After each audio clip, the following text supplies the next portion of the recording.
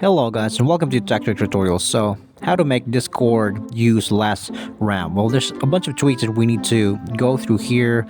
So first and foremost, we're going to modify everything here via the settings. So we're going to go to the settings and yeah, just follow my lead here. So depending on whichever it is that we'd like to tweak, it's all in the settings, everything's here. So we're going to be turning off a bunch of things here.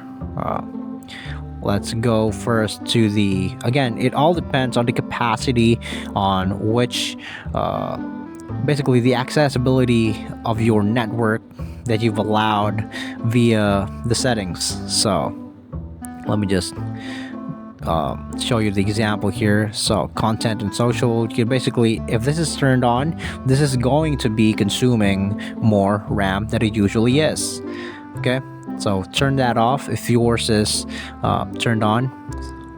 And in here as well, advanced voice settings, you could basically click on the voice settings, turn it off if it's turned on, and is in turn going to again reduce RAM usage. So like for example, everything here, text box, if you click all these accessibilities and these features, you can just basically use less RAM in the process. So that is basically it, guys. Thank you so much for watching Tech Trick Tutorials, and you guys have a nice day.